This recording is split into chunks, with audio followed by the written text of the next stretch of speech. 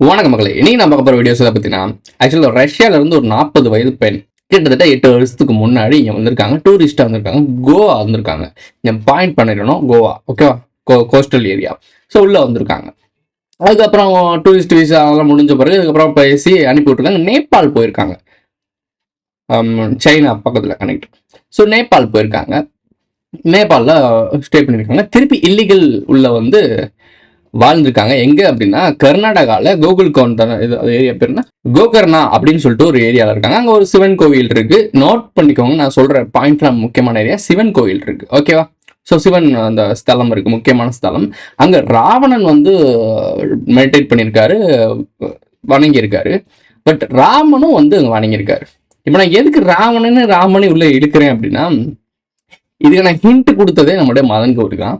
ஏன்னா நம்ம நியூஸ் நம்ம முன்னாடி எடுத்து வச்சிருந்தோமே, நான் ஐடபிள்யூக்கு அனுப்பியிருந்தேன். அந்த குகையில் வந்து மெடிடேட் பண்ணுறதுக்காக அவங்க வந்திருக்காங்கன்னு சொன்னும் போதே நம்ம குகை மெடிடேஷன் சொன்னோடனே நம்ம பாயிண்ட் ஏதோ இருக்குன்னு சொல்லிட்டு புரிஞ்சு எடுத்து அனுப்பி வச்சிருந்தேன், லிங்க் அனுப்பி வச்சிருந்தேன்.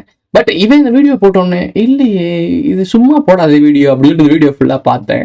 அதில் ஒரு சில ஹிண்ட் கொடுத்தோன்னே நம்மளுடைய கான்சியஸ் எங்கே போகுன்றது உங்களுக்கு நல்லாவே தெரியும். ஸோ வரலாற்றை ரீகலெக்ட் பண்ணோம். ஸோ வரலாற்றை ரீகலெக்ட் பண்ணும்போது ராவணன் உள்ள வந்தோடனே சிவன் கோயிலை மையப்படுத்தும் போது அதாவது கோவா கனெக்ட் ஆனோம்னா நேபாள் போகும்போது என்னமோ இடிக்குதே அப்படின்னு தோணுச்சு. அதை இடிக்கிற விஷயத்தை தான் இன்னைக்கு இடிக்க போறோம். வாங்க வீடியோக்குள்ள போலாம். இருக்கும் இடத்தை விட்டு இல்லாத இடம் தேடி எங்கெங்கோ அலைகின்றார் ஞான தங்கமே. ஸோ உங்களோட பேர் ரஷ்யன் நேம். ஸோ உங்க ஆர்ஜின் ரஷ்யன். உங்களுக்கு 40 வயது ஆகுது. நோட் பண்ணிக்கோ, 40 வயதா இருக்குது. அவங்களுக்கு 2 மகள்கள் இருக்காங்க. ஒரு பெண் வந்து பிரேமா, ஹிந்து பேர் மாதிரி இருக்கு. அவங்களுக்கு இந்த பிரேமான்ற பேர் உங்களுக்கு ஒரு குறிக்கணும். 6 வயசு. 4 வயசுல அவருக்கு அம்மா அப்படின்னு சொல்றாங்க. பிரேமா அம்மா. ஸோ ஏன் இந்த 2 குழந்தைகளை சொல்றோம் அப்படின்னா, வருது விஷயத்துக்கு வரேன். ஓகே, இப்போ இந்த இன்சிடென்ட்ஸ் பற்றி நம்ம ஏன் பேசணும்? ஜஸ்ட் ஒரு நார்மல் தானே, மெயின்டைன் பண்ண வந்துடுங்க. டூரிஸ்ட் வந்து அங்கே ஏதோ இருக்க முடியல வந்துட்டாங்க அப்படின்னு சொல்லலாம். இதில் மதன் ஒரு விஷயம் சொன்னால், அவங்களோட வாட்ஸ்அப் மெசேஜ் அவங்க ரஷ்யன் ஃப்ரெண்ட்ஸ்க்கு அனுப்பியிருக்காங்களாம். அங்கே தான் பாயிண்ட்டே. அது மட்டும் பாயிண்ட்ல இன்னொரு ஒரு பாயிண்ட் இருக்கு. முதல்ல வாட்ஸ்அப் மெசேஜை பற்றி அவன் சொன்னதை சொல்லிடுவோம். வாட்ஸ்அப் மெசேஜில் என்ன சொல்கிறாங்க அப்படின்னா, அவங்க ஃப்ரெண்ட்ஸ்க்கு அனுப்பிட்டு நான் இயற்கை சூழல் நல்லா நிம்மதியாக வாழ்ந்துட்டு இருந்தேன், மனிதர்களுடைய நடமாட்டம் இல்லாமல் மனிதர்கள்ன்றவங்கள அந்நியமாக பார்க்குறாங்க. அதாவது மனிதர்கள் மேலே ஒரு வெறுப்பே வந்திருக்கு, ஒரு அதிருப்தி வந்து அவங்க வாழ்ந்திருக்காங்க வனப்பகுதியில். ஸோ அங்கே 2 குழந்தைகள் பிறக்குது. இந்த 2வது பாயிண்ட்னு சொன்னேன்ல, 2வது பாயிண்ட்டை இதில் கனெக்ட் ஆகலாம். குழந்தைகளுக்கு தந்தை யாருன்னு சொல்லலை. ரஷ்யாவில் இருக்கக்கூடிய தந்தையும் கிடையாது, இந்தியாவில் இருக்க தந்தையும் கிடையாது. யாரு அப்படின்றது கேள்வி கேட்குறாங்க. அந்த குழந்தைகளுக்கு தந்தை யாருன்னு தெரியல. அதை சொல்லவே மாட்டேன், என்னோட பிரைவசி அப்படின்னு சொல்றாங்க. இங்கேதான் பாயிண்ட் எனக்கு ஸ்பார்க் தட்டுச்சு. நிறைய படிக்கணும், நிறைய தெரிஞ்சுக்கணும் அப்படின்னு சொல்லும் போது நமக்கு இந்த வரலாற்று ரிப்பீட் நிகழ்வுகள் இருக்குல்ல, ஸோ அதோட ஈஸியாக கனெக்ட் ஆகுச்சு. என்ன விஷயம் அப்படின்றத நான் போக சொல்றேன். ஸோ இந்த மெசேஜில் நான் வந்து இயற்கை சூழலை வாழ்ந்துட்டு இருந்தேன். பாம்பு, நரிகளை, கரடி இதெல்லாம் பார்த்துட்டு நான் பயப்படலை. ஆனால் நான் எதை பார்த்து பயப்படுறேன் அப்படின்னா மனிதர்களை பார்த்து பயப்படுறேன் அப்படின்னு சொல்லிட்டு நல்லா சுதந்திரமா இருக்கவனா கூட்டி வந்து சென்ட்ரிங்குள்ள அடைச்சிட்டாங்க அப்படின்றதான் மெசேஜ்.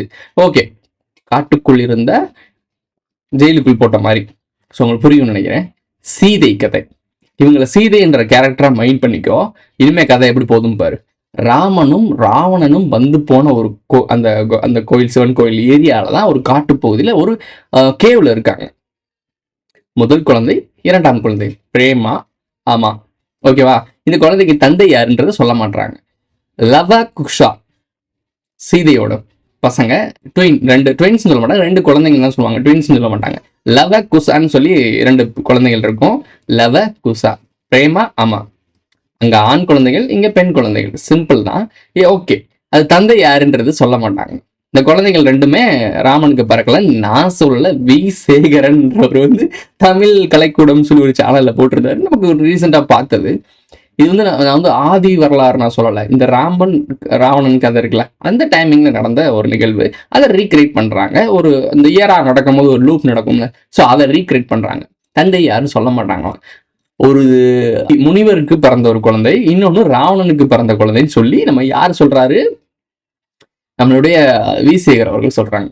ஒரு குழந்தை ராவணனுக்கு பிறகுது. ராவணன் கேவ், ராவணன் வந்துட்டு போயிருக்கான் அந்த கேவுக்கு. அங்க பக்கத்துல தான் இவங்க இருந்திருக்காங்க. சிவன் இங்க மையப்படுத்துறதுக்கான காரணம்னு சொல்றேன். ராமனும் வந்திருக்கான், வந்து பார்த்துட்டு போயிருக்காப்ல. இப்ப என்ன ஒரு விஷயம் அப்படின்னா, 2 குழந்தைகள், ஒன்னு ராவணனுக்கு பிறந்தது, நோட் பண்ணிக்கோ, ராவணனுக்கு பிறந்தது. இன்னொன்னு இந்த உங்களை பாதுகாத்து வளர்த்த ஒரு ஒரு ஞானி, அவருக்காக வாழ்றோமே அப்படின்னு சொல்லிட்டு அவருக்காக ஒரு குழந்தைய பெற்றுக்கிட்டாங்கன்னு சொல்லி நான் சொல்லல, வி சேகர் அவர்கள் சொல்லியிருக்காங்க. அவரோட வீடியோ சேனல்ஸை செக் பண்ணி பார்த்துக்கோங்க. வேணா கிடைச்சா கூட லிங்க் டிஸ்கிரிப்ஷன்ல போடுறேன். மேபி நான் ரொம்ப நாள் முன்னாடி பார்த்த வீடியோ, ஸோ எனக்கு சரியா தெரியல. உங்களுக்கு தெரிஞ்சுச்சுன்னா நீங்க கமெண்ட்ல போடுங்க. யாருக்காவது லிங்க் வேணுமா எடுத்து கீழே போட்டு விட்டுருங்க. ஓகே, இப்போ விஷயத்துக்கு போவோம். சிவன் ஏன் மையப்படுத்துறாரு அப்படின்னா, ராவணனுக்கும் ராமனுக்கும் நடந்த ஒரு பஞ்சாயத்துல சீதையை கைவிட்டாங்க. சீதையை அந்த நார்த் ஈஸ்ட் சவுத் பொலிட்டிக்ஸ்ல சீதையை இங்கே கழட்டி விட்டு அங்கே போயிட்டாங்க. ஸோ அங்கே போயிட்ட உடனே இப்போ சீதை இறந்துட்டாருன்னு சொல்லி சீதை அப்படின்ற பல கனெக்ஷன் கொடுத்து விட்டு அவர் அங்கே உட்கார வச்சுட்டாங்க. சீதை உயிரோடு இருக்குது ராமனுக்கு தெரியாது. ஸோ அப்படி இங்கே வர வச்சுட்ட உடனே இவரை கைவிட்டாங்கன்னு சொல்லி இவங்க லோன்லியாவே இங்கே இருக்காங்க. இந்த மாதிரி ஒரு கதையெல்லாம் அவர் சொல்லுவாரு. சிவன் தான் அவங்களை பாதுகாத்து கார்டியனா பார்த்துட்டு இருந்திருக்காரு. அவங்க 2 குழந்தைய வளர்த்தது யாரு அப்படின்னா முருகன். இங்க கர்நாடகாவில் நடக்குது. கர்நாடகாவில் நம்ம என்ன சொன்னோம்? சரவண பெலகுலா தெரியும் நினைக்கிறேன் உங்களுக்கு. ஸோ இந்த மேட்டர் எல்லாத்தையும் அவர் தெளிவாக சொல்லியிருப்பாரு. அது அப்படி ரீக்ரியேட் ஆகிட்டு இருக்கு. இந்த பாயிண்ட் ஆஃப் வியூல இது யாருமே பார்க்கல.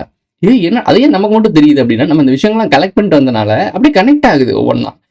இதெல்லாம் விஷயம் தெரிஞ்ச ஆட்களுக்கு மட்டும் இது உண்மையான விஷயம் புரியும். நார்மலா பாக்குறவங்களுக்கு ஏதோ ஒரு ரஷ்யன் லேடி அங்க இருந்து இங்க வந்தாங்க, இங்க குடியிருந்துட்டு திருப்பி போயிட்டாங்க, இந்த மாதிரி கேஸ் கொடுத்தாங்க, அதை மாதிரி உள்ள வச்சுட்டாங்க அப்படின்னு சொல்றாங்க. இந்த பெண்மணியை பாதுகாப்பா கொண்டு போய் ஒரு மடத்துல தான் நிப்பாட்டிருக்காங்க. முதல்ல கூட்டி போனது ஒரு மடத்தை கூட்டி போயிருக்காங்க. அந்த மடத்துக்கு அப்புறம் மகளிர் சம்பந்தப்பட்ட ஒரு இடத்துக்கு கூட்டி போயிருக்காங்க. முதல் மடம் சித்தர், ஒரு சன்னியாசி கூட ஒரு குழந்தை பெற்றுக்கிட்டாங்கன்னு சொன்னோம்ல. ஸோ அந்த மாதிரி இவங்களும் பேரண்ட்ஸ் அதை தந்தையை மறைக்கிறாங்க. காரணம் என்ன? ரஷ்யாவுக்கும் அனுப்ப இப்போ என்ன ஒரு சிக்கல் எனக்கு இன்னமும் ரொம்ப ஸ்ட்ராங்கான விஷயம் என்னன்னா, ரஷ்யாவுக்கும் அனுப்ப முடியாதான். ஏன்னா ரஷ்யாவில் அவங்க வந்து இல்லீகலாக இங்கே மைக்ரேட் பண்ணி இங்கே வந்துட்டாங்க, இங்கே குழந்தை பெற்றுக்கிட்டாங்க. ஸோ இந்த குழந்தை ரஷ்யாவிலையும் ஏற்றுக்க மாட்டாங்க, குடியுரிமை எடுத்துக்க மாட்டாங்க, இந்தியாவிலேயும் இவங்களும் எடுத்துக்க மாட்டாங்க. ஸோ சீதையை அண்ணாமத்தா விட்டுட்டு போயிட்டாங்கன்னு சொல்லி அவர் சொல்லியிருப்பாரு வி சேகர். அது இங்கே நடக்குது. இவங்களுக்கு அண்ணாமத்தா விட்டாங்களா, அங்கேயும் இடம் இல்லை இங்கேயும் இடம் இல்லை, வாழ வழி இல்லாமல் திக்கத்து தெரியுறாங்க அப்படின்னு சொல்லுவாங்க. இங்கிருந்து உங்களை அனுப்புறதுக்கு கூட இவங்ககிட்ட காசு வாங்கி தான் அனுப்பணுமா. இந்தியன் கவர்மெண்ட்டும் செலவு பண்ணாதான். இது நான் சொல்ல, மதன் கௌரி சொல்றான். ஸோ இது எல்லாத்தையும் கலெக்ட் அதுக்கு தான் நிறைய விஷயத்தை கலெக்ட் பண்ணுங்க, உங்களுக்கு ஒரு விஷயம் புரியும்னு சொல்றது. கமலஹாசன் சொன்ன மாதிரி பூலோகத்தை பின்னாடி நோக்கி படிச்சோம் அப்படின்னா எதிர்காலத்தில் என்ன நடக்கும்னு தெரியும்னு சொல்லுவாரு. அது கரெக்ட் தான் நடக்குது. ஃபியூச்சர் பாஸ்ட் நம்ம நிறைய தெரிஞ்சுக்கிட்டோம் அப்படின்னா ப்ரெசென்ட்டும் ஃபியூச்சரும் என்ன நடக்குதுன்றது ஈஸியாக தெரிஞ்சிருன்னு சொல்லுவாங்கல்ல. அது இப்படிதான் எனக்கு தெரியுது. இந்த நியூஸ் நான் எடுத்து வச்சிருந்தேன். அந்த குகையில இருட்டில் தியானம் பண்றாங்கன்னு சொன்னும் போது எடுத்து வச்சிருந்தேன். ஏதோ காரணத்துக்கு வச்சுக்கலாம் அப்படின்னு நினைச்சிருந்தேன். ரஷ்யா உங்களுக்கு புரியும் நினைக்கிறேன். ரஷ்யா யாருக்கு ரொம்ப நெருக்கமான ஒரு நாடு? North India. அதாவது மோடி அவர்களுக்கு ரொம்ப நெருக்கமான நாடு ரஷ்யா நாடு. ஸோ நார்த் இந்தியா முழுக்க மொத்தமாக ஆண்டவது யாரு தெரியும் உங்களுக்கு. ஸோ ரஷ்யா நாட்டு பெண் அப்படின்னு ஒரு மறைபொருள். இப்போ சவுத் இந்தியாவில் அவங்க இருக்காங்க. சவுத் இந்தியா சிவனோட கட்டளையில் தானே இருந்துச்சு. முருகன் எல்லாரும் இங்கே தானே இருந்தாங்க, சரவண பெலகுலா. ஸோ இவங்க பாதுகாப்புல இங்கே வாழ்ந்தாங்க. இப்போ எல்லாமே கனெக்ட் ஆகுதா? ஒரு இடத்துல கூட பிசுறு தட்டல, எல்லாம் கரெக்டாக கனெக்ட் ஆகுது. 2 குழந்தைகள், அங்க ஆண் குழந்தைகள், இங்க பெண் குழந்தைகள். பிரேமா, ஆமா, அங்க லவா, குசா. ஏதோ ஒரு கனெக்ஷன் எனக்கு புரியுது, உங்களுக்கு புரியுதான்னு தெரியல. ஸோ எனக்கு என்னடா நடக்குது? ஏதோ ஒரு விஷயம் நிகழ்வு. ஏங்க இந்த வரலாறுன்றது ஒன்று ரிப்பீட்டடா நடக்கிற டைமிங் நடக்குது. ஒரு லூப்புக்குள்ள தான் நம்ம எல்லாருமே போயிட்டு இருக்கோம். அந்த லூப்பை நிப்பாட்டுறதுக்கு தான் பல வழிகள் நடந்துகிட்டு இருக்கு. அது நம்ம சைட்லயும் முன்னெடுக்கிறாங்க, அவங்க சைட்லயும் முன்னெடுக்கிறாங்க. இது யாருல மூணாப்படி பண்றாங்களோ அவங்க அடுத்து கிரெடிட் எடுக்கிறாங்க. ஒரு சில நிகழ்வுகளை இவங்க வரலாற்றை கடத்துறதுக்காக அவங்க ஆட்களுக்கு இப்போ என்கிட்ட பணம் இருக்கு அப்படின்னா, என்கிட்ட வரலாறு தெரியுது, நான் எப்படி எக்ஸ்பிளனேஷன் பண்றேன்? ஒரு யூடியூப் சேனல்ல மெயில் ஐடியோ கிரியேட் பண்ணி அதில் நான் உங்கள்கிட்ட பேசிக்கிட்டு இருக்கேன். என்னால இதுதான் முடியும். இப்போ ஒரு 2 கோடி 3 கோடி சொத்து வச்சிருக்கவன் என்ன பண்ணுவான்? ஒரு குட்டி ஷார்ட் ஃபிலிம் எடுத்து ரிலீஸ் பண்ணுவான்.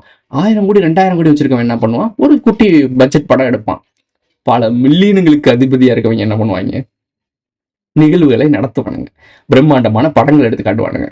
உலகத்தையே கண்ட்ரோல் பண்ணக்கூடிய கும்பல் என்ன பண்ணும்? ஒரு கேரக்டர் ரியல் லைஃப்ல தூக்கிட்டு வந்து இன்னொரு கேரக்டர் ரியல் லைஃப்ல கொண்டு வந்து ரியல் இன்சிடென்ட்ஸை நடத்தி காட்டுவான்.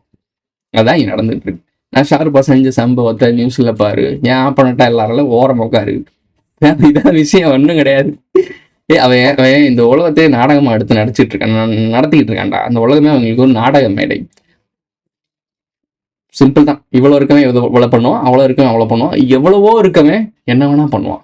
ஸ்விக் கேம்னு ஒரு வெப் சீரிஸ் பாக்குறேன், அதுதான் அவனால அவ்வளவு பண்ண முடியுமா? அதுக்கும் மேல இருக்க ஆட்கள்னால இந்த உலகத்திலே கிரியேட் பண்ண முடியும். ஏதாவது சம்மர்னு சொல்லி ஒரு படம் ரிலீஸ் பண்ணாங்க இல்ல, தமிழ்நாட்டுல விஷால் நடிச்சது. அந்த படத்தை பாரு, அதான் மேட்ரு. அவங்க எல்லாம் அந்த அளவுக்குலாம் பெரிய பணக்காரங்களே கிடையாது. ஆனா அவங்களாலேயும் அந்த அவ்வளவு பண்ண முடியுது அப்படின்னா நீ கனவுல கூட பார்க்க முடியாத விஷயங்களை டிசைட் பண்றவன் என்னெல்லாம் பண்ணுவான்னு யோசிச்சுப்பாரு. பண்ணி மெசேஜை கடத்திட்டு இருக்கான். அடுத்தடுத்த ஜென்ரேஷனுக்கு என் குழந்தைங்களுக்கு நான் எப்படி ஜென்ரேஷனுக்கு கடத்துவேன், எங்களுக்கு நான் என்னோட அடுத்த ஜென்ரேஷனுக்கு எப்படி நான் கடத்துவேன், உட்காந்து எக்ஸ்பிளனேஷன் பண்ணுவேன், கதைகளாக சொல்லுவேன், எப்படி ஒவ்வொன்றா சொல்லி கடத்துவேன். பட் பிரம்மாண்டமான பணம் வச்சிருக்கேன், அவனுக்கு இதெல்லாம் நேரமே கிடையாது. அவன் உலகத்தை ஆட்டி படிக்கிறக்கே அவன் நேரம் பத்தாது. அதுக்காக ஒரு ரியல் கேரக்டரை கிரியேட் பண்ணி அந்த கேரக்டர் நேம், அவங்களுடைய ஏஜ், அவங்களுடைய ராசி எல்லாத்தையும் ஏன்னா எல்லா ராசியும் 12 ராசிக்குள்ள அடங்கிற போது அந்த ராசிக்குள்ள இருக்க ஆளை சூஸ் பண்ணி அந்த கேரக்டரை சூஸ் பண்ணி உலகம் முழுக்க எத்தனை ஆடுகள் இருக்குல்ல சூஸ் பண்ணி இந்த மாதிரி நடிக்க வைப்பாங்க. அவங்களுக்கு தேவை நீட்ஸ் தானே அதிகம். தேவைன்ற வீடியோவே நம்ம போட்டிருப்போம், டிஸ்கிரிப்ஷனில் தரேன் போய் பாரு. அந்த தேவையை உருவாக்கி அந்த தேவையை கொடுத்து அதை வச்சு அவங்கள ட்ராமா பண்ண வைப்பாங்க. இவ்வளோதான் என் பாயிண்ட் ஆஃப் வியூவில் இந்த நியூஸை நான் அப்படி தான் பார்க்குறேன். உங்கள் பாயிண்ட் ஆஃப் வியூ எப்படிலாம் தெரியுதுன்றதை உங்கள் கமெண்ட்டில் சொல்லிட்டு போங்க. இதோட இந்த வீடியோ முடிஞ்சிருச்சு. இந்த வீடியோ பிடிச்சிருச்சுன்னா லைக் பண்ணுங்கள், கமெண்ட் பண்ணுங்கள், சப்ஸ்கிரைப் பண்ணுங்கள், மறக்காம பெல் ஐகானை போட்டு இந்த ஃப்ரெண்ட்ஸ்லாம் ஷேர் பண்ணுங்கள். உங்களுடைய கருத்துக்களை கமெண்ட்டில் பதிவு செஞ்சுட்டு போங்க, மறக்காம பதிவு செய்யுங்க. சேனலில் மெம்பர்ஸை ஆட் ஆகணும்னு நினைக்கிறீங்கன்னா ஜாயின் பட்டன் போட்டு விடுங்க. சூப்பர் தேங்க்ஸ், சூப்பர் சேட்லாம் பண்ணுங்க, எஸ் இன்ட்ரெஸ்ட் தட்டி விடுங்க. அடுத்த ஒரு நல்ல வீடியோ சந்திக்கலாம்.